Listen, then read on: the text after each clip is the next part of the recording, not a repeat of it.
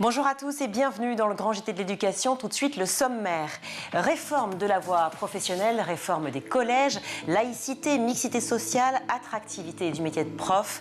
Les chantiers du ministre de l'Éducation sont nombreux, alors que faut-il en attendre? On en parle tout de suite avec nos invités. Histoire, sport et citoyenneté, trois mots qui prennent tout leur sens grâce au projet développé par la CASDEN en vue des Jeux Olympiques de 2024. On en parle en seconde partie d'émission. Enfin, ce sera l'heure de retrouver Michael Dos Santos dans sa chronique Quoi de neuf sur les réseaux. Cette semaine, focus sur Parcoursup. Michael, qu'on retrouve tout de suite pour l'actualité en bref.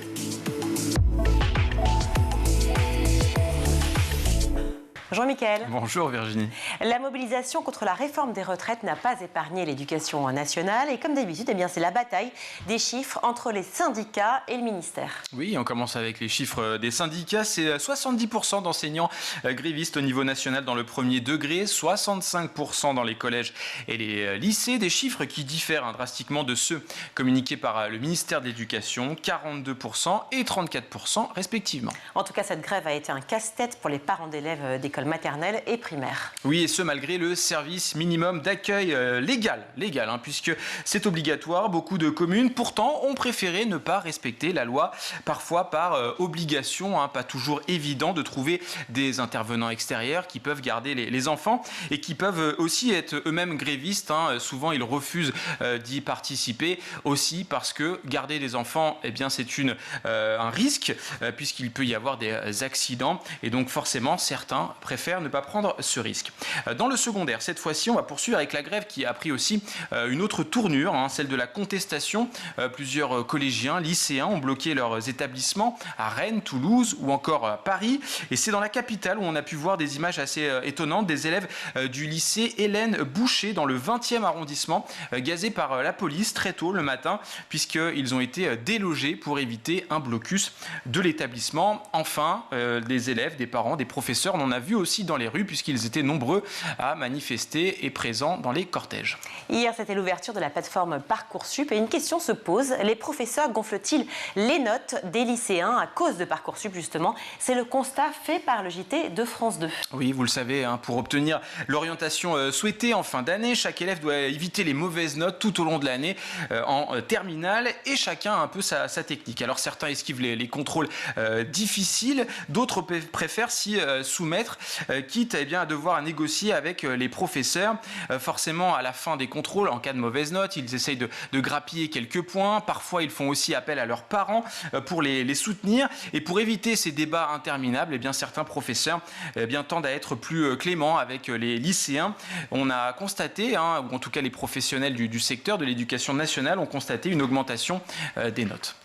À Toulouse, une fillette de 7 ans arrive maquillée à l'école et les parents finissent en garde à vue. Oui, un maquillage pour dissimuler un cocard, puisque la veille, son papa tente d'asséner un coup de poing à l'un de ses plus jeunes frères. C'est finalement la fillette de 7 ans qui est touchée au visage.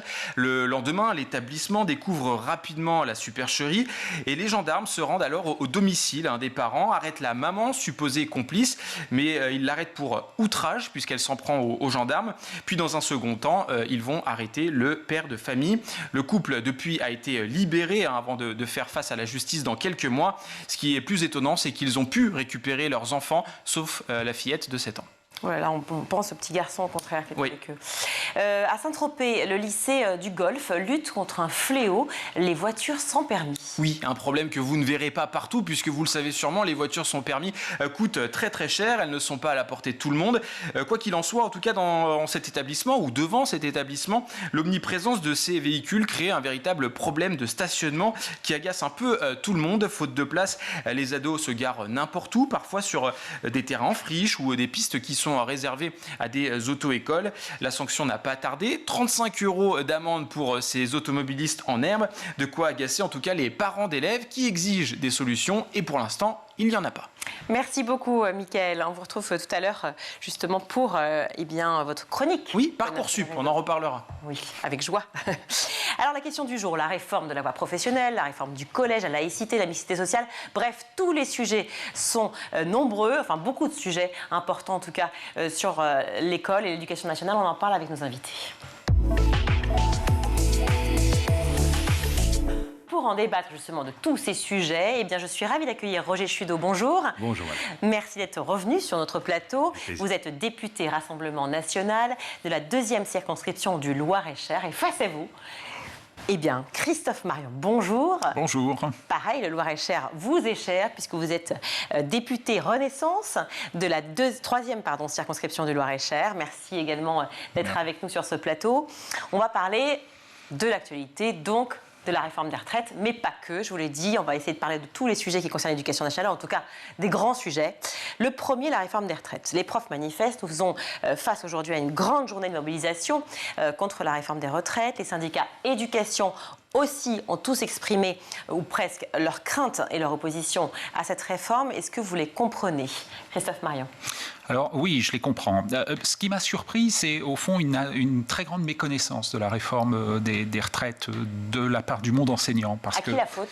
Alors, je crois que quand on est citoyen, il est important de connaître la loi. Nul n'est censé ne pas connaître la loi. Ouais. En effet, aujourd'hui, force est de constater qu'avec la retraite telle qu'elle existe aujourd'hui et avec la réforme Touraine qui a été mise en place en 2014, au fond, les enseignants qui ont commencé à travailler parfois à partir de 22, 23 ans, évidemment, ça décale la retraite, avec 43 ans de cotisation, vous voyez qu'on est plutôt aux alentours de 65-66 ans. Donc mais là, ce sont des nouvelles propositions, c'est une réforme proposée, en tout cas énoncée. Donc oui, c'est pour ça qu'on l'ignore. Peut-être qu'ils ont fait une mauvaise communication aussi, le gouvernement. Alors, c'est surtout qu'aujourd'hui, la réforme, l'âge légal de départ en retraite à 64 ans, beaucoup d'enseignants sont déjà au-delà de cette date. Ce qui est important, c'est comment permettons à des enseignants qui arrivent à 55-60 ans de changer de métier, s'ils souhaitent changer de métier. Je crois que le nœud du problème, le nœud de la question, elle est là. Moi, je peux comprendre que des enseignants à 65 ans ou 60 ans n'ont plus envie de se retrouver devant des élèves.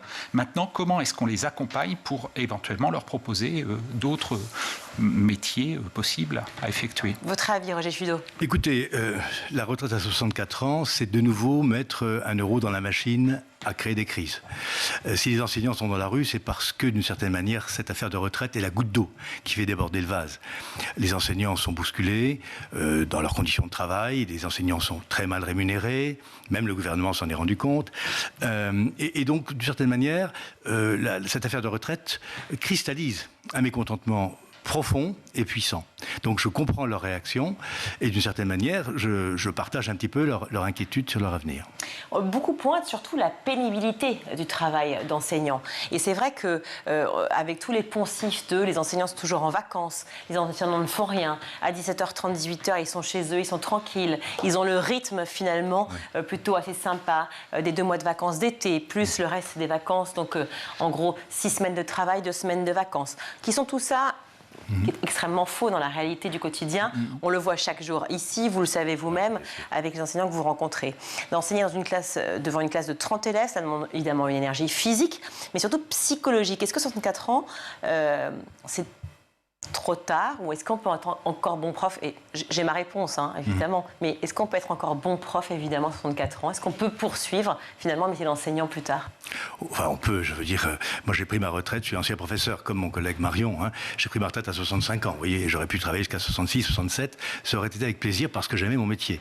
Mais quand on est usé par le métier, quand d'une certaine manière on n'y croit plus parce qu'on a pris trop de coups, trop de désillusions, etc., l'idée de prolonger au-delà de 62 ans, qui est l'âge légal actuel, peut sembler insurmontable. Mais je pense que le gouvernement manque d'imagination. Le ministère pourrait très bien proposer à nos collègues, à partir de l'âge de 56 ans, 55 ans, des fonctions, c'est ce que disait un petit peu Christophe Marion tout à l'heure, des fonctions de formation de leurs collègues, par exemple, des fonctions à mi-temps, vous voyez, de l'accompagnement, du tutorat, enfin des choses qui soient moins fatigantes, moins éreintantes que le métier d'enseignant.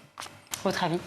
Alors, j'insiste sur une chose. Aujourd'hui, la retraite, avant la réforme, c'est 62 ans plus 43 ans de cotisation, 43 annuités. C'est-à-dire qu'aujourd'hui, vous n'avez pas d'enseignants dans le système actuel qui partent à 62 ans. Parce que tous commencent à travailler généralement à partir de 22 au plus tôt, voire 23 ans. Donc ça, c'est un un premier point qui me paraît important.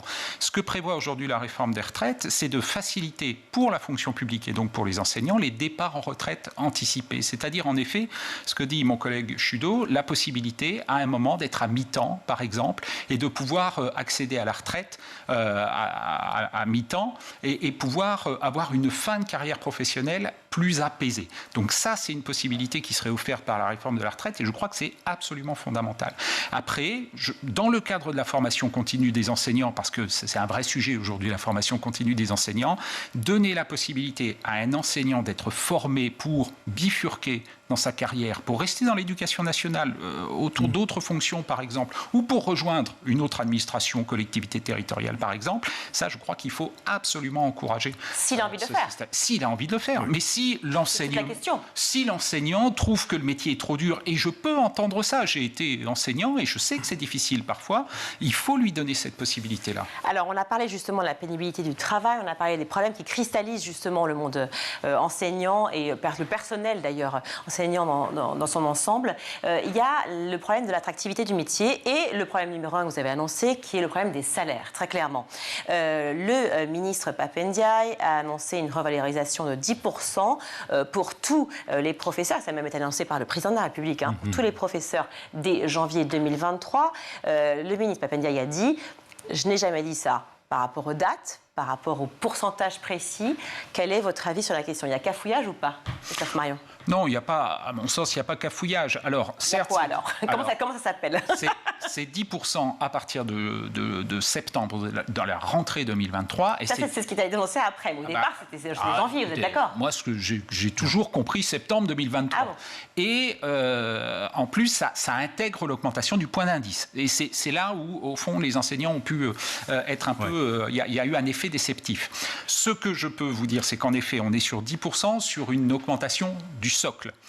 Premier point. Deuxième point, le ministre a annoncé qu'on était dans un mouvement, dans un temps long. C'est-à-dire que ce budget 2023, c'est la première étape d'une augmentation de salaire pour les enseignants qui est amenée à continuer dans les années qui viennent et dans les prochains projets de loi de finances 2024, 2025, 2026, etc., etc. Donc on est vraiment sur une volonté de continuer à augmenter les enseignants. On ne peut évidemment pas le faire sur un budget seulement une année parce que c'est des impacts très importants. La grosse partie du budget de l'éducation nationale, c'est les salaires. Donc, et là, vous voyez, on est quand même sur plusieurs milliards d'augmentation rien que pour les enseignants. Et puis en 2023, j'insiste là-dessus, il y a l'idée du pacte, c'est-à-dire de permettre à des enseignants d'être augmentés de 20% s'ils acceptent de prendre des missions supplémentaires ou bien si on rémunère des missions supplémentaires qu'ils effectuent déjà de manière bénévole et donc les rétribuer de manière à pouvoir augmenter leur pouvoir d'achat. Alors, il y a plusieurs sujets. On va aller répondre effectivement à Christophe Marion, mais je voudrais aussi ajouter cette question du travailler plus pour gagner plus. Oui, alors justement, donc, sur les 10% d'augmentation, effectivement, dans les documents budgétaires, c'est septembre 2023. D'ailleurs, j'avais l'intention de dire au ministre, si on avait pu dialoguer avant le 49.3, qu'il aurait... Avant lequel des 49.3 oui. Avant le premier, non, avant le deuxième 49.3, celui des dépenses de l'éducation, enfin des dépenses de l'État. Et donc, je voulais lui dire, Monsieur le ministre, pourquoi cette augmentation de salaire n'est-elle pas fixée en janvier ? Parce que septembre, c'est mesquin quand même, c'est toute l'année scolaire au tarif habituel. Mais de toute façon, 3,4 milliards d'euros, ça paraît énorme, mais ça n'est rien, puisque 2,2 milliards d'euros sont grignotés par l'augmentation du point d'indice, c'est automatique, il n'y a pas de discussion, et 700 millions sont grignotés par ce qu'on appelle le GVT, le glissement, vieillesse, technicité. Donc en fait, il ne reste rien. Il reste d'autant moins que l'inflation étant à 6,8%, en fait, il ne reste rien. C'est une misère. C'est ça. Donc alors, ça veut dire quoi ? C'est une non-annonce ? C'est une non-annonce. Je veux dire, c'est presque insultant. Ça va être une aumône. Il va rester quoi ? 2% d'augmentation au bout du bout avec l'inflation. C'est ridicule. Alors, avec le Rassemblement national, vous auriez augmenté plus ? Ah oui. Les enseignants ? Oui, on aurait augmenté plus parce que là, on n'y arrive pas. Si vous voulez, c'est pas. On aurait tenu compte de l'inflation au minimum déjà. On aurait remonté d'un cran parce que là, c'est un petit peu de la fausse monnaie, quoi. Pour les 20% à la carte. J'appelle ça à la carte. Donc il y aurait des professeurs... travailler plus pour gagner plus ? Voilà. Donc il y a des professeurs qui sont au minimum syndical, entre guillemets, 10%, et puis il y a les super profs à 20%. Ça ne ressemble à rien, mais à rien du tout. C'est le meilleur moyen de faire éclater le corps enseignant, n'est-ce pas, et de détruire encore un peu plus l'enseignement scolaire. Pardon, mais je réfléchis en même temps parce qu'effectivement, sur la condition de travail, sur les salaires, etc., c'est assez complexe et effectivement, on peut se poser ce genre de questions. Il y a beaucoup de questions qui touchent l'éducation nationale. Juste un point sur, effectivement, le nombre de profs manquants devant, j'allais dire, chaque élève, chaque classe. 4000 contractuels engagés en septembre. Oui. On a vu aussi une suppression de postes annoncée dans l'enseignement à cause justement d'une démographie qui est moins importante. Oui. Est-ce que vous l'expliquez? Comment ça va se passer pour septembre prochain, Christophe Marion? Alors, le recours aux contractuels, c'est malheureusement ou heureusement, c'est pas des choses nouvelles. Ça tient à plusieurs éléments. Il y a un problème d'attractivité du métier, vous l'avez dit. Et puis, il y a aussi le fait que beaucoup de jeunes qui se lancent dans l'enseignement aujourd'hui n'ont plus envie de muter. Et quand vous réussissez un concours dans l'administration, le CAPES ou l'agrégation, eh bien, votre premier poste, vous êtes muté et vous pouvez vous retrouver en région parisienne, dans le nord de la France, dans l'Est, etc. Et vous avez beaucoup de jeunes aujourd'hui qui disent « Moi, il est hors de question que je sois muté à l'autre bout du pays ». Ce n'est pas des questions qu'on se posait à notre époque ou quand moi j'ai commencé à enseiner, c'était comme ça. Peut-être que le coût de la vie n'était pas aussi important. C'est pas une question de se déplacer. C'est pas une question de coût de la vie. Je ne me l'explique pas, mais la réalité, elle est là. Et au fond, vous avez des jeunes qui préfèrent aujourd'hui être contractuels et choisir le lieu où ils vont enseigner. Voilà, c'est une réalité. Alors, les contractuels... Formés en 4 jours. Alors, formés en 4 jours, mais attention, quand on parle de contractuels, on parle aussi beaucoup de contractuels qui étaient déjà enseignants les précédentes années. Hein. Aujourd'hui, les contractuels, c'est entre 0,5 et 1,5%. Dans le premier degré, entre 6,5 et 8% dans le second degré. Donc ça reste quand même un phénomène minoritaire. Mais il y en aura encore plus, donc ce que vous pouvez me dire en septembre prochain? Alors, je ne vous dis pas qu'il y en aura plus, je vous dis qu'il y en aura.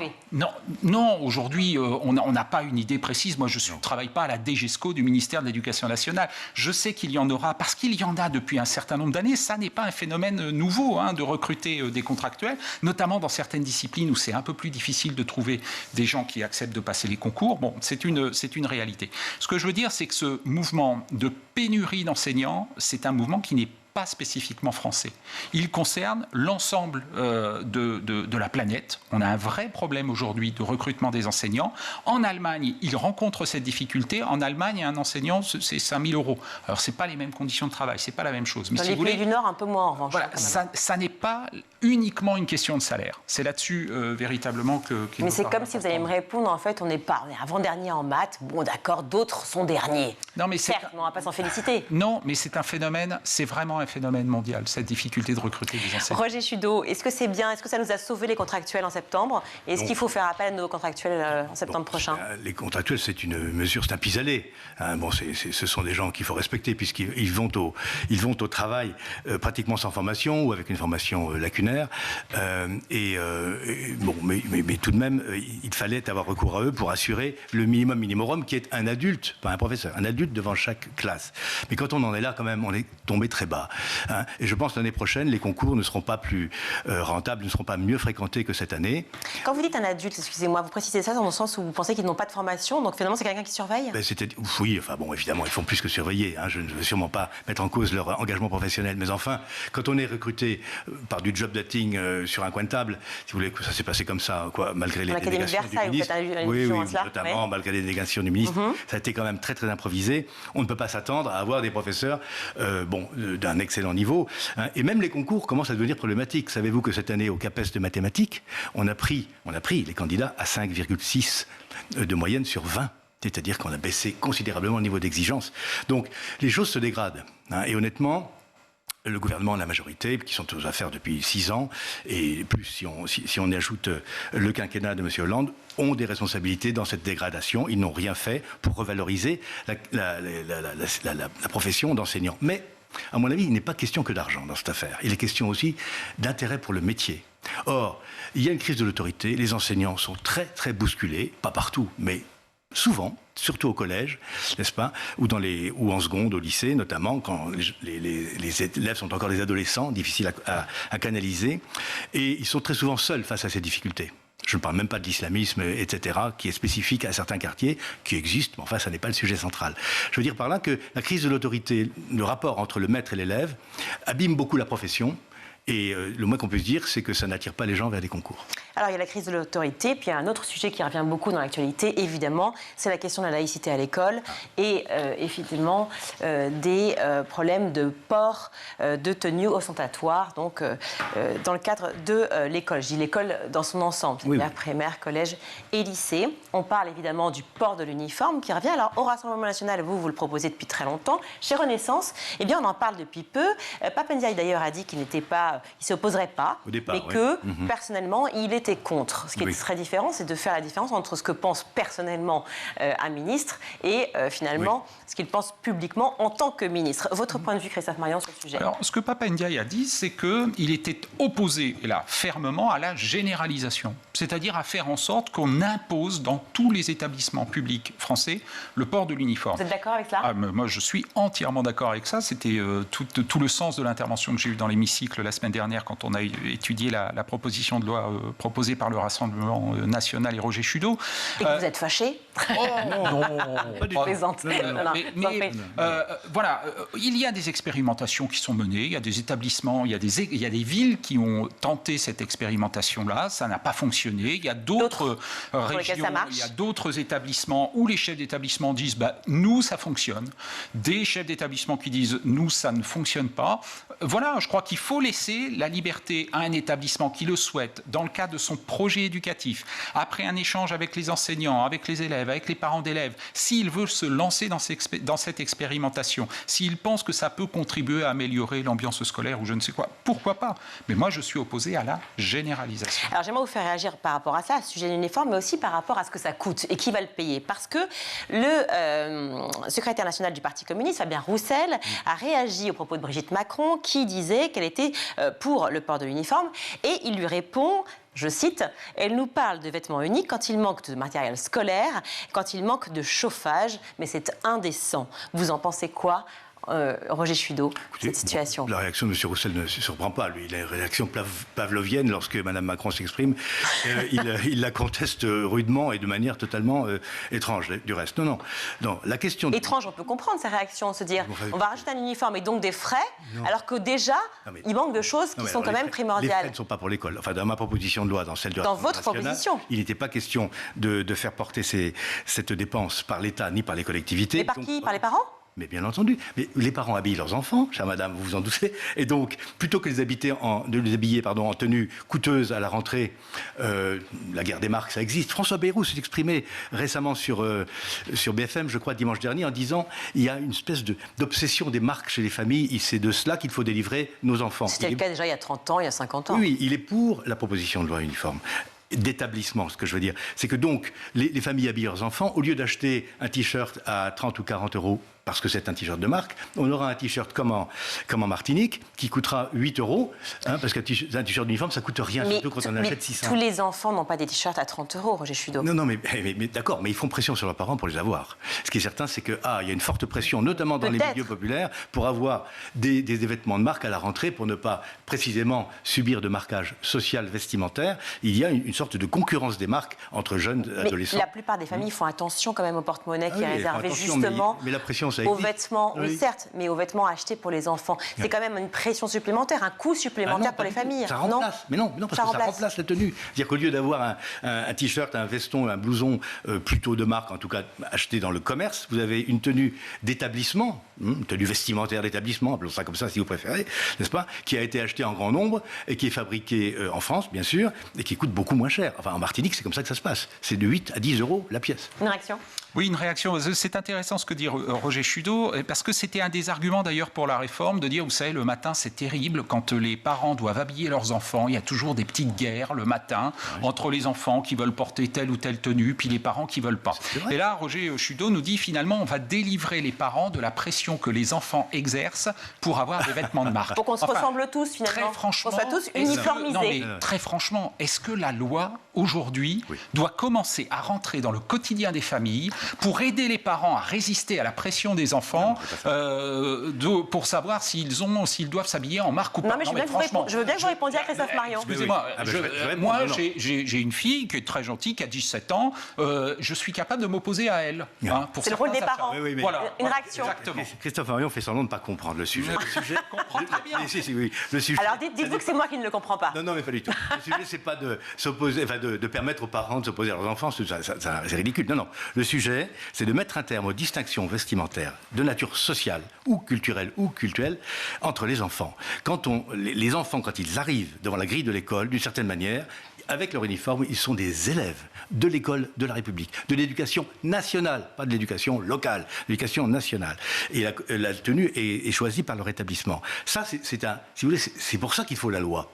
La loi ne cherche pas à contraindre, elle cherche à libérer. Elle cherche à libérer nos enfants du fatras qu'ils ont dans la tête en matière de marque, de tenue plus ou moins tribale, comme ils disent, etc., et qui les empêche de se concentrer sur ce qu'ils doivent faire à l'école, c'est-à-dire travailler.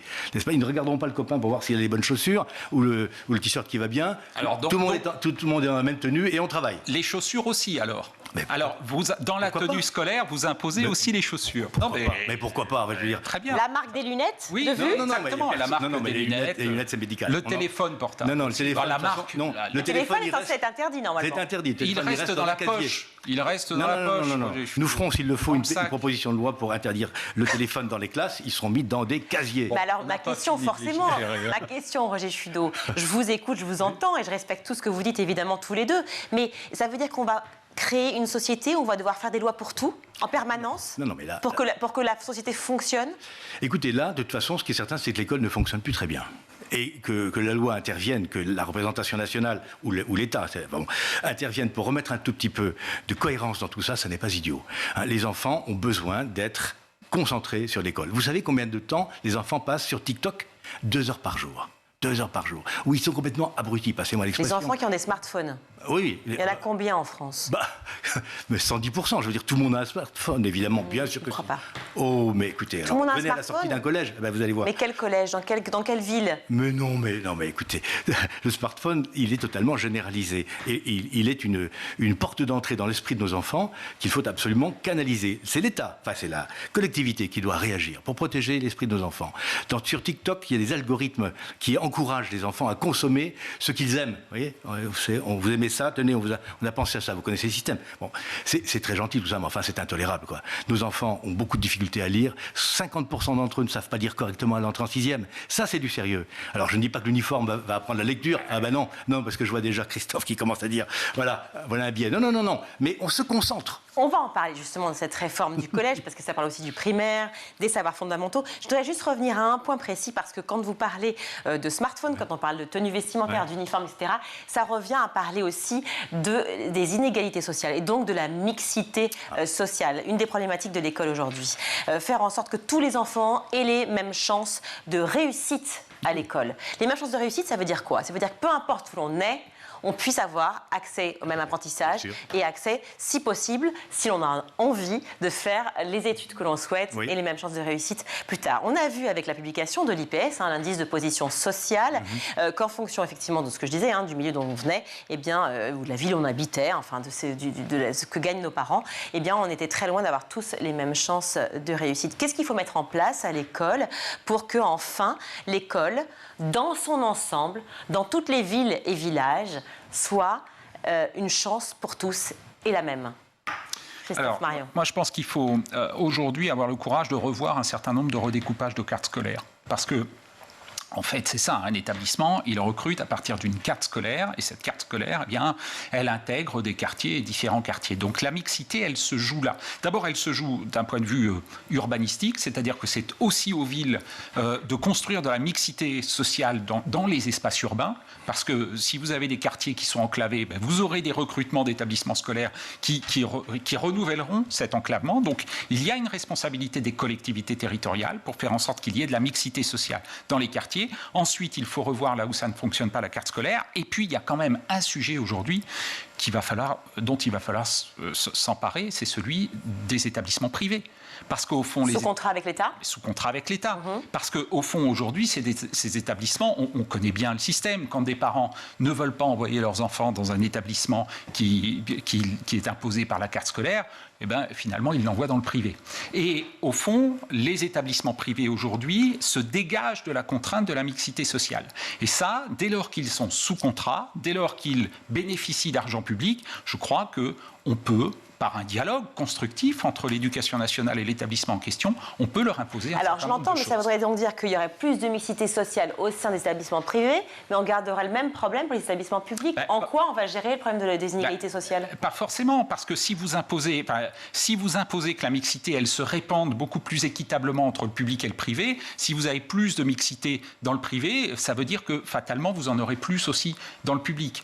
C'est les vases communicants d'une certaine manière. Et je crois qu'il faut vraiment travailler sur ce sujet, parce qu'aujourd'hui, il y a un déséquilibre qui est, à mon sens, devenu un peu intolérable quand même.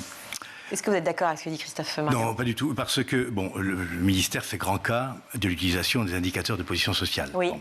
Avant, c'était des CSP, ça s'appelait une catégorie socio-professionnelle. Donc, franchement... Mais il y a plus de valeurs qui sont prises en compte dans l'IPS que sur les CSP. Oui, c'est plus subtil, c'est plus fin. On a d'ailleurs rencontré, auditionné, dans la commission dans laquelle nous siégeons tous les deux, le concepteur de l'IPS. C'est un bon outil. Mais en fait, on découvre, je veux dire, le fil à couper le beurre. C'est-à-dire, tout le monde sait qu'il y a des établissements de centre-ville qui scolarisent plutôt les classes moyennes, moyennes supérieures, et des établissements de banlieue qui scolarisent plutôt des classes populaires.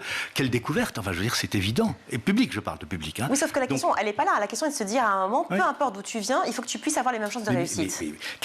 Mais pourquoi est-ce que dans un collège de banlieue, on n'aurait pas les mêmes chances de réussite que dans un collège de centre-ville? C'est précisément ça, la mission première de l'école. Si ça ne marche pas, il faut voir comment ça ne fonctionne pas. Pourquoi ça ne fonctionne pas? Et pourquoi, selon vous? Alors, en tout cas, ce qu'il ne faut pas faire, c'est du brassage, du busing, vous savez, à l'américaine. On va prendre les élèves des quartiers pauvres pour les mettre dans les quartiers riches et inversement. Tout ceci est totalement ridicule. Vous n'êtes pas d'accord avec le principe? Pas du tout. Non, on ne va pas faire ça. D'autant plus que... Alors, la carte scolaire, elle est sous double responsabilité. Pour les collèges, ce sont les départements, les conseils départementaux qui découpent. Alors je leur souhaite bien du courage pour la modifier. Dans votre département du Loir-et-Cher, d'ailleurs, ça doit discuter entre vous. Non, mais j'aimerais être là pour voir les débats du conseil départemental pour découper les... écoutez, moi aussi, du coup, je veux bien venir. On va voir les parents d'élèves. Allez-y, poursuivez parce qu'on a peu de temps. Quant à l'enseignement privé, de toute façon, moi je n'aime pas que l'on stigmatise l'enseignement privé, je vais vous expliquer pourquoi. L'enseignement privé était autrefois dans les réseaux d'éducation prioritaire, jusqu'en 2015. Et devinez qui a retiré les établissements d'enseignement privé de l'enseignement prioritaire, de l'éducation prioritaire? Madame Vallaud-Belkacem, la gauche. Hein. Donc, si vous voulez, l'enseignement privé, on ne peut pas les forcer à prendre des élèves qui ne veulent pas s'y inscrire, hein, parce que c'est payant, figurez-vous. Et deuxièmement, on ne peut pas exiger d'un établissement privé qui s'installe dans un autre quartier que celui où il est, parce qu'il n'en a pas les moyens. L'enseignement privé n'est pas aidé sur le plan immobilier. Donc, si vous voulez, on agite ces idées-là pour désigner un adversaire, un ennemi. C'est les privés, c'est les bourgeois, ce qui est quand même paradoxal de la part de M. Ndiaye, dont les enfants sont dans le privé, et le privé hyper chic. Hein, à l'école alsacienne. Et puis, on croit qu'on règle le problème. Pas du tout. On est, encore une fois, à côté du problème. Le vrai problème, c'est la qualité de l'enseignement dispensé dans les établissements qui sont dans les quartiers périphériques. C'est là qu'il faut travailler. Dans le public de manière générale? Dans le public de manière générale. Parlons de la réforme du collège. Vous vouliez encore ajouter quelque chose? Non, mais parce que je sens que... Oui, mais parce que j'ai été enseignant, je ne sais pas si c'est le cas de mon collègue Chudeau, mais j'ai été enseignant dans un lycée qui était alors ça s'appelait pas REFUS à l'époque, mais qui était vraiment enclavé dans qui était complètement enclavé au cœur d'une banlieue, et très franchement, vous pouvez y mettre les moyens que vous voulez, ça ne suffira jamais. Moi, j'étais pour que cet établissement soit supprimé, purement et simplement. Et donc que nous ayons, c'est-à-dire une modification de la carte scolaire, de faire en sorte que ces enfants puissent être dans des établissements périphériques et puissent bénéficier. Voilà, mais c'est la modification de la carte scolaire. C'est un point d'accord. C'est ce que je disais tout à l'heure. Quand j'étais au cabinet du Premier ministre pour l'Éducation nationale, François Fillon, il avait été question, c'était Xavier Darcos qui posait ça, de supprimer les établissements ghettos. Ouais. C'est exactement ce que vient de dire mon collègue, c'est-à-dire qu'à un moment donné, on ne peut plus rien faire, c'est trop compliqué, trop complexe, tout va mal. on les ferme et les élèves sont répartis. Donc vous n'êtes pas contre quand même la modification de la carte scolaire? Oui, mais sur ces bases-là, en tout cas pas en désignant... Il faut que vous discutiez plus ensemble. Oui, mais en tout cas, Parlons, en désignant un bouc émissaire. j'enchaîne, mais parlons, parce que j'ai encore 2 questions, et après on n'a plus de temps. Un point sur le niveau des élèves, on en a parlé ensemble. Papa Ndiaye a lancé des classes tremplin pour la 6e, avec des heures de français et de maths en plus. Pour les élèves en difficulté, qu'en pensez-vous? Et notamment d'ailleurs, la techno qui sera supprimée. Alors, qui sera supprimé en 6e, en effet, qui va être conforté probablement dans le cycle 4, 5e, de la 5e notamment 5e, 3e pour le collège, à partir de la rentrée 2024. A priori. Français et maths en plus en 6e. Voilà, français et maths en plus en 6e, c'est absolument indispensable. Voilà, c'est vrai qu'aujourd'hui, on a des élèves qui arrivent en 6e, qui ont de graves lacunes, qui n'ont pas les compétences à hauteur d'un tiers, on n'est pas loin d'un tiers, 27-33% pour les maths, pour le français, et qui, en 3e, n'ont, pour 25% d'entre eux, pas les compétences non plus. Donc c'est vraiment au collège que ça se joue, c'est là-dessus qu'il faut mettre les moyens. Ça se joue au collège, c'est-à-dire qu'en fait, c'est aussi la résultante d'un primaire peut-être qui a été un peu manqué. Ouais, est-ce que c'est pas là où il va falloir peut-être mettre un peu plus de c'est là qu'il faut fond, agir, bien sûr. Non, et de chiffres. Le ministre court après l'événement. Non, il y aurait une mesure très simple pour rehausser le niveau de maîtrise du français et des mathématiques au primaire. C'est de revenir au mercredi matin, travailler 3 heures par semaine de plus, ça fait 108 heures par an, c'est considérable. Si on décide... En plus du samedi matin. Non, pas de samedi matin, non. Actuellement, on travaille 4 jours par semaine. Et donc là, on rajouterait le mercredi matin. Qui pour l'instant, n'est pas travaillé dans les établissements scolaires. On le remet, parce que ça existait. Hein. Donc avec des heures, avec des enseignants à payer en plus. Ça fait 108 heures par an. On fait que des français et des maths à haute dose. Et là, on remet à niveau, à tous les niveaux. Depuis mais on a de l'argent pour payer les enseignants qu'on ne peut pas déjà payer aujourd'hui, qu'on ne peut même pas augmenter. Et donc, avec 3 heures de plus... Excusez-moi de poser la question, mais forcément. Oui, mais l'argent, on le trouve où? Non, mais les enseignants ne sont pas payés à l'heure, ils sont payés au mois. Donc, qu'ils travaillent le mercredi ou pas, ça ne change rien à leur salaire. Enfin, ça fait 3 heures de cours en plus, quand même. Oui, mais ils ne sont pas payés à l'heure. Je dirais, des enseignants, on ne les paye pas 3 heures de plus. Mais ça veut dire quoi? Ça veut dire qu'on leur demandera 3 heures de plus, mais pour le même salaire? Mais bien entendu, mais il le faisait il y a quelques années. Mais bien entendu. Ça, je vous laisse, mon collègue. Ça ne pose aucun problème. Alors, moi, ce que je vois, c'est l'intérêt de l'élève. Les élèves, écoutez, 50%, je redis, 50%, c'est pas moi qui le dis, c'est le ministère, des élèves qui entrent en 6e ne maîtrisent pas la lecture fluide. Fluence, comme on dit en anglais. Bon, bref. Donc, je crois que le principal objectif pour redresser la barre, c'est le premier degré. Et là, on peut très facilement rétablir les 3 heures d'enseignement du mercredi qui existaient déjà auparavant, il n'y a pas si longtemps. Je l'entends. Ce qui me perturbe, personnellement, mais c'est encore une fois... travailler plus pour le même salaire, encore une fois. Non, mais non, c'est pas travailler plus. Comment dire? Mais non, ils sont payés au moins, les professeurs. Oui, mais c'est pareil. Soyez honnêtes, on leur demande de travailler une demi-journée de plus et on les garde au même salaire. C'est quand même travailler plus pour le même salaire. C'est pas le sujet. À la limite, on pourrait les payer plus. Moi, c'est pas le sujet. Je parle du niveau des élèves. Et je me dis qu'une demi-heure en 6e de français ou de maths en plus, c'est ridicule. Cotère sur une jambe de bois. On supprime la techno au passage sans avoir consulté ni le Conseil supérieur de l'éducation, ni le Conseil supérieur des programmes. Rien. C'est fait à la hussarde et ça ne marchera pas. Dernière question, parce qu'on n'a plus de temps, pardon. Mais c'est dommage, parce que l'écriture, la lecture... Bon, alors allez-y, Christophe Marion, allez-y, c'est très important, allez-y. Le ministre a vraiment annoncé qu'il voulait mettre un coup de projecteur très fort dans l'enseignement primaire sur l'écriture, la lecture, le calcul mental.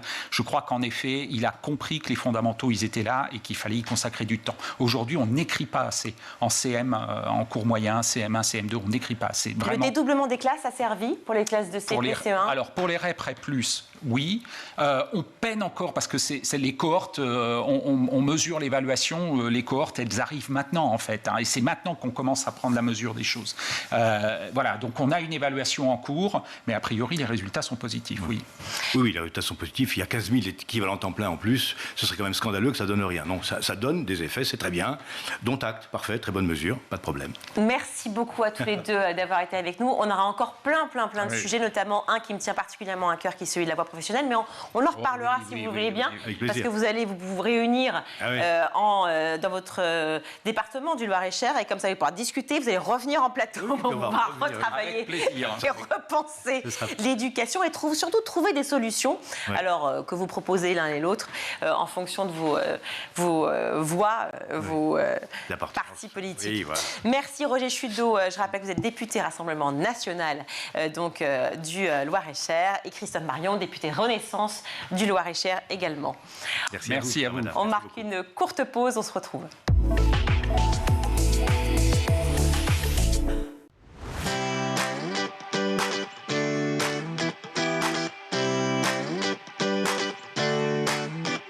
Chaque jour dans La Quotidienne, je reçois un invité pour parler d'éducation sans langue de bois. La Quotidienne, c'est l'émission qui partage avec vous des clés de compréhension et des pistes d'action. Tout cela avec une formidable équipe de chroniqueuses qui vous parle nutrition, pédagogie, littérature jeunesse. L'école, c'est la vie et c'est aussi l'avenir de vos enfants. Initiative locale, orientation, école à l'étranger. Je vous donne rendez-vous tous les jours dans le MAG sur School TV pour aborder une thématique forte de l'éducation en plateau, des profs, des parents, des élèves et des élus. Vous avez la parole tous les jours dans le MAG sur School TV. Le numérique ouvre le monde des possibles. On se retrouve tous les jours dans l'école du futur pour s'inspirer, pour décrypter la tech, le numérique, l'histoire, l'art ou encore les sciences, toutes ces matières qui nous permettent de mieux comprendre le monde de demain. Tous les jours, je vous retrouve dans le grand JT de l'éducation pour débriefer ensemble l'actualité de la journée et se questionner sur l'avenir de nos enfants à l'école. En compagnie de chroniqueurs et d'invités, nous tenterons de répondre à une question d'actualité qui concerne l'éducation. Nous vous donnons chaque jour la parole dans le grand JT de l'éducation. Toutes les semaines, on se retrouve dans Souvenirs d'écolier. Je vous propose un tête-à-tête avec une personnalité. Elle viendra se confier sur son enfance, elle nous racontera des anecdotes de sa scolarité, et puis elle nous livrera sa vision de l'école d'hier et d'aujourd'hui.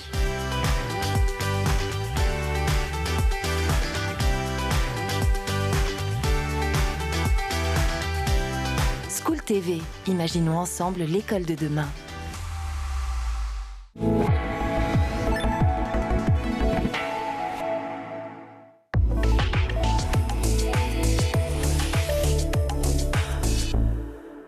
Allez, de retour sur le plateau du Grand JT, je suis ravie d'accueillir Patrick Humer. Bonjour. Bonjour. Merci beaucoup d'être avec nous. Vous êtes chargé de mission auprès du président de la CASDEN, c'est comme ça qu'on dit? Exactement. Merci donc d'être face à Pascal Blanchard, comme je suis contente de vous accueillir. Vous êtes historien, vous aussi, hein. Mais on le savait déjà. Absolument. Merci beaucoup d'être avec nous. En 2024, Paris s'apprête à accueillir les Jeux Olympiques et Paralympiques. À cette occasion, vous proposez le programme Histoire, Sport et Citoyenneté. Les voilà, regardez, je vous montre les petits fascicules à la fois. Hop, hop, les voici. Un vaste projet, un projet absolument génial. Trois grands thèmes, 3 mots qui sont très importants encore, je les répète, hein, qui englobent des colloques, des expos et des films. Histoire, sport et citoyenneté. Depuis combien de temps vous travaillez dessus et comment est venue l'idée de ce projet? Peut-être Patrick Humer? Ça dépend en combien de temps je dispose, mais globalement, on a l'habitude de travailler les deux ensemble. On a fait une grande exposition il y a quelques années, en 2018 exactement, au Mémorial Lac de Pointe-à-Pitre sur les zoos humains. Et à la fin de 2018, la CASDEN est devenue partenaire premium des Jeux Olympiques et Paralympiques de Paris 2024. On devait se voir en début d'année 2019, c'est ce qu'on a fait pour essayer de concevoir un outil pédagogique à partir de l'exposition du Mémorial Act. Et on a changé complètement notre fusil d'épaule. On est arrivé à produire très rapidement la maquette, le schéma de cette exposition, en se disant qu'il y avait 30 Olympiades, 30 sportives, choisir 30 valeurs, 30 destins fabuleux. Pascal en parlera nettement plus facilement et mieux que moi certainement. Donc l'histoire de cette exposition, elle est venue tout à fait naturellement. En 2020, on a inauguré la première exposition dans le cadre des rendez-vous d'histoire de bois, ce qui fait que depuis 2021-2022, on arrive à un total de 2500 actions, avec un nombre de visiteurs qui avoisine à peu près les 2,2 millions de visiteurs. Félicitations. Alors juste, je reviens sur ce que vous venez de dire, parce que c'est important. Changement de fusil d'épaule. Pourquoi changement? Qu'est-ce qui s'est opéré, en fait? Parce que la CASDEN a cette spécificité à l'intérieur du groupe BPCE de parler à la fonction publique et aux enseignants. Et donc, il fallait réfléchir à qu'est-ce qui fait de la résonance aujourd'hui chez nos profs, chez les enseignants, sur les Jeux Olympiques qui arrivent. Au départ, ça peut paraître très éloigné. Comment on fait des Jeux Olympiques un objet d'éducation, un objet de pédagogie, un objet de savoir? Et en fait, on se rend compte que raconter 30 Olympiades, c'est 130 ans d'histoire. C'est donc déjà une histoire longue qui permet de s'intégrer dans les programmes d'histoire, mais pas simplement, on peut être aussi dans les STAPS. C'est une très belle manière de parler de destin extraordinaire. Par exemple, de raconter aussi comment les femmes ont réussi à combattre quelque part cette incapacité pour les hommes de penser qu'elles pouvaient être dans les Jeux Olympiques aussi nombreuses que les hommes. C'est très concret quand vous prenez les Jeux. Premiers Jeux Olympiques, aucune femme. Comment la diversité a été présente? Quand vous pensez à Jesse Owens, Mohamed Ali, les Jeux de Mexico 68, quand vous réfléchissez à ça, vous vous rendez compte qu'en fin de compte, dans le monde olympique, dans l'histoire des Jeux, vous pouvez raconter aux élèves la grande histoire à travers des cas extrêmement concrets, sur tous les sujets qui font nos valeurs de citoyenneté, l'égalité, la République, la citoyenneté, le combat, l'égalité, le handicap. Ce sont des mots qui résonnent vraiment très fort chez les enseignants aujourd'hui. Évidemment, dans une société qui est vraiment très menacée, où tout est où tout le monde se sent un peu opprimé, où on parle de liberté en permanence, de problèmes, de violence. Et là, vous avez des cas concrets. C'est-à-dire que d'un seul coup, vous n'êtes plus dans l'abstraction, vous n'êtes plus en train de dénoncer une valeur, vous la racontez à travers un destin. Et ce destin, il s'inscrit dans le moment qui est le plus vu médiatiquement au monde sur les Jeux Olympiques. Donc pour les élèves, ces cas, ces personnages, hommes ou femmes, d'un seul coup, quelque part, transcendent une valeur et on démontre qu'en s'engageant, en se battant, en allant jusqu'au bout de ses idées, à la fois sur un stade, mais aussi à côté du stade, ou grâce au stade, on arrive quelque part à révolutionner le monde et à le changer. Et donc, les enseignants se sont très vite emparés du programme, à travers une exposition qui se diffuse, se sont emparés aussi de cette capacité pédagogique de faire rêver les élèves aussi de grandes histoires, et de faire découvrir, c'est toujours compliqué d'arriver à rendre concret une époque lointaine, 30 ans, 50 ans, un siècle, c'est loin pour les élèves. Et là, d'un seul coup, ils comprennent ce que c'est que le sport, ils le connaissent, ils le voient à la télé, ils savent qui est l'ancêtre de Mbappé. Et puis les images sont tellement magnifiques, c'est-à-dire que même lointaines, les images, les photos, puis après la vidéo, les images sont très fortes et donc imprègnent effectivement ces fameux élèves. Parler de sport, ça a toujours été dans l'idée, enfin, pas pour tout le monde, fort heureusement, mais pour beaucoup, l'idée de la performance. Or, le sport, c'est aussi de la culture. Et c'est aussi ça, peut-être, que vous avez voulu amener en parlant d'histoire, de sport et citoyenneté. Oui, on n'est pas dans l'exclusivité, effectivement, de la performance et on l'a peut-être pris à rebours, effectivement. Tu faisais référence tout à l'heure à Jesse Owens sur la montée des populismes en 1936 qui a bien marqué aussi l'époque. Mais on faisait la comparaison avec le boycott de la Coupe du Monde du Qatar. Si Jesse Owens avait écouté ses pairs aux États-Unis à cette époque-là, jamais il ne serait venu participer aux Jeux Olympiques de 1936 à Berlin. Donc on est dans la culture. On est dans l'engagement aussi. On est à expliquer que pour pouvoir à un moment prendre la parole, il faut avoir un espace pour la prendre. Ça paraît simple à dire, sauf qu'il y a un siècle, pour que les femmes arrivent à parler d'égalité, il fallait qu'elles gagnent dans certains espaces pour avoir le droit à la parole. Vous prenez Susan Langlaine et vous comprenez d'un seul coup qu'elle est devenue une image mobilisatrice pour d'autres femmes qui ont dit mais nous aussi on peut revendiquer d'être sur les espaces sportifs. Le handicap c'est pareil, c'est très abstrait quand ceux qui ne pouvaient pas participer aux épreuves sportives disaient nous avons le droit nous aussi de concourir. Il a fallu attendre les années 60 pour que justement les Jeux paralympiques existent. Mais c'est une longue histoire avant, c'est pas arrivé du jour au lendemain, il n'y a pas eu une prise de conscience. Des gens se sont battus en parlant de différence, mais en parlant aussi d'égalité pour avoir le droit d'exister. Donc la performance, elle n'est pas absente. C'est que c'est vrai que quand vous arrivez le premier, vous pouvez monter sur un podium et d'un seul coup revendiquer quelque chose. Et on l'explique par exemple pour le jeu de Mexico. Si ces sportifs n'avaient pas terminé dans cette célèbre épreuve, qui terminera par un podium et un point levé premier et troisième de l'épreuve, ils n'auraient pas pu revendiquer. Donc c'est 10 ans, 15 ans d'entraînement pour arriver là, et en même temps, ils sacrifient toute leur carrière au nom de l'égalité. Des fois, les élèves sont très surpris. Ils disent, mais alors, après, monsieur, ils ont fait quoi ? Ils n'ont plus le droit à la carrière, ils ont été interdits de Jeux Olympiques, leur engagement collectif... Leurs idées ont prévalu. Mais il faut le raconter. Et quand c'est abstrait, tout ce qu'on vient de se dire, des fois, les élèves ont beaucoup de mal à le rendre compte. Quand vous parlez du fair play, ce que vous avez des fois fait rire, vous dites à un élève ce qu'est le fair play, d'abord, ils ne connaissent pas le mot, très souvent. Mais alors, quand vous leur expliquez ce que c'est, ils disent, mais c'est pas possible, ils avaient gagné, pourquoi ils ont rendu la médaille ? Et donc là, vous expliquez la notion de valeur. De s'engager ensemble sur des valeurs communes, ça devient extrêmement concret et dans un cas qui les sidère. Donc elle avait gagné la médaille d'or et elle l'a rendue. Oui, tout à fait. Voilà vers quoi on peut aller et en fin de compte, on fabrique aussi un outil merveilleux. Si vous voulez parler à des élèves du concret, mais du très concret de la guerre froide. La guerre froide, c'est compliqué à comprendre. Et essentiel aujourd'hui, oui, avec ce qui se passe en Ukraine. Vous prenez les Jeux, il n'y a pas eu un autre endroit où ça a été. C'est l'espace et les stades. Vous avez les héros soviétiques face aux héros américains, vous avez le boycott de 84 face au boycott de 80, et vous avez dans l'enceinte des Jeux Olympiques, en permanence, ce conflit de la guerre froide.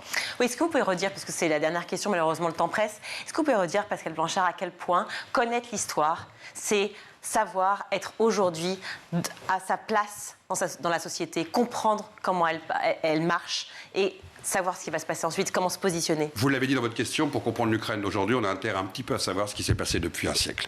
C'est la même chose. Pour arriver à simplement se positionner dans le monde qui nous entoure, savoir d'où on vient, savoir où on va aller, ça a été la maîtrise du passé, nous permet de mieux comprendre comment soi-même on va se positionner dans le présent. Et c'est à ça que servent les profs d'histoire. C'est pas juste apprendre des dates, c'est juste à comprendre qui on est, qui sont les autres dans le monde dans lequel on vit. Patrick Lemaire, un dernier petit mot effectivement sur cette exposition qu'on peut retrouver dans combien d'établissements ? Alors on peut les retrouver à l'heure actuelle dans à peu près 2000 établissements, collèges, lycées. Elle est mise à disposition gratuitement. Il suffit de se connecter sur le site casdenhistoiresport.fr et remplir le formulaire, remplir quelques lignes sur le projet pédagogique aussi. C'est ce que je voulais dire, c'est important. Ce sont en général les projets pédagogiques qui sont transdisciplinaires, c'est-à-dire que c'est pas uniquement le prof d'histoire, c'est pas uniquement le prof de sport, enfin de PS, mais ça peut être le prof de lettres qui va s'incorporer dans l'équipe pour traiter la lecture de l'image de chacune des affiches de chaque Olympiade, par exemple. C'est le prof de techno parce que dans chaque panneau, il y a un objet technologique. Donc on peut arriver à une belle osmose au niveau d'un projet d'établissement et un projet d'équipe pédagogique pour pouvoir traiter ces 125 ans, 130 ans d'histoire des Jeux Olympiques. Programme absolument génial, 130 ans d'histoire olympique à travers 30 destins exceptionnels de sportifs de haut niveau. Voilà, 130 d'histoire.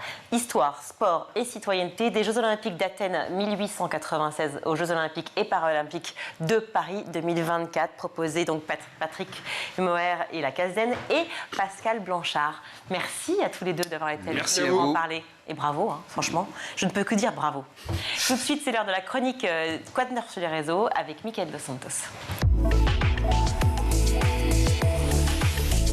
Mickaël, hier, c'était l'ouverture de Parcoursup, la plateforme qui permet aux lycéens de faire leurs vœux pour l'enseignement supérieur. Une nouvelle qui a suscité beaucoup de réactions sur Twitter. Oui, on va commencer avec les tweets politiques et celui de Sylvie Retailleau. La ministre de l'Enseignement supérieur a posté un extrait de son interview sur Sud Radio en début de semaine et elle y confirme l'existence d'un algorithme d'aide à la décision plus ou moins utilisé par les enseignants, mais nie qu'il décide de tout. Elle écrit « Non, Parcoursup, ce ne sont pas que des algorithmes.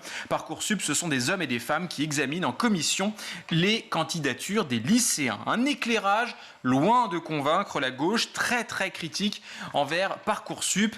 Louis Boyard, par exemple, de la France Insoumise, milite pour abroger Parcoursup, un grand tri et une compétition malsaine entre ados pour savoir qui aura le droit à l'éducation. Toujours du côté de LFI, la France Insoumise, Bastien Lachaud, lui député de Seine-Saint-Denis, a une pensée pour ceux qui abordent ce moment, la boule au ventre, une jeunesse victime de tri social, brutal et inégalitaire. Enfin, on termine avec Sandrine Rousseau, députée de Paris d'Europe Écologie Les Verts, qui n'emploie pas le mot tri, mais celui de sélection sociale, qui ne dit pas son nom. Du côté de la droite, silence radio. Alors les plus bavards sur ce sujet quand même restent les lycéens qui malgré l'enjeu gardent leur sens de l'humour. Oui, on va commencer avec Hautemann qui anticipe déjà son échec quand je vais voir tous mes vœux refusés sur Parcoursup avec pour illustrer une photo d'Emmanuel Macron dépité. Lui aussi, vous allez le voir à la mine des mauvais jours, c'est Philippe Etchebest, le célèbre chef de M6 agacé en voyant le parcours scolaire du tweetos Purple, si vous nous regardez, rassurez-vous, rien n'est joué d'avance, sauf peut-être voir Philippe Etchebest serein face à un restaurateur complètement à la ramasse. Ça n'arrivera jamais. Et puis, il y a aussi Ryan. Ryan, lui, préfère les Simpsons à Cauchemar en cuisine et on peut le comprendre, même si c'est un choix cornélien. Ryan qui écrit « Moi, en septembre 2023, après m'être réorienté 3 fois, avec un Homer Simpson légèrement plus grand en salle de classe que les autres élèves. » C'est fini ? Non, bien sûr que non, Virginie, puisque je suis imprévisible, tout comme la relance que vous venez de me faire et qui n'était pas du tout préparée, bien évidemment. Vous me connaissez, j'ai gardé le meilleur pour la fin et j'ai pas su choisir entre les deux. Alors j'ai tout simplement pris les 2 tweets. Regardez, le premier, il est à l'image de mon humour, c'est-à-dire complètement nul. Il a fait, regardez cette photo des études supérieures. Voilà, c'est ce qu'a posté ce tweetos. C'est facile, j'adore, mais voilà, c'est pas terrible. Et puis le dernier, celui-là, il est plus travaillé, plus recherché, plus fin, plus créatif, un peu comme vous finalement, Virginie. Regardez. À l'école, on t'apprend le passé simple. À l'école, on t'apprend le passé simple, mais pas le futur compliqué. #Parcoursup.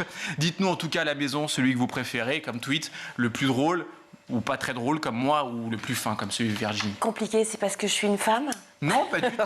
Non, ne répondez pas, ne répondez Non, pas. non, non. C'était une vanne. Non, Merci beaucoup. Non. Mais Non. je le pense vraiment. Merci, Mickaël. Allez, on retrouve Malika Ménard dans Souvenir d'écolier. Et cette semaine, son invitée est Joséphine Drahi. Aujourd'hui, tu es comédienne. Est-ce que quand tu étais plus jeune, il y avait un métier autre qui te faisait rêver? En fait, finalement, moi, je suis auteure aussi. Et j'ai longtemps voulu être journaliste. Ouais. Et puis aussi, vers la fin de ma scolarité, journaliste et travailler dans la pub. L'idée de créer des slogans, des concepts. Et je pense que ça rejoint finalement aussi l'écriture. Donc au début, tu avais fait des études dans ce sens-là? Je m'apprêtais à rentrer dans... J'aurais aimé faire une école qui s'appelle le CELSA.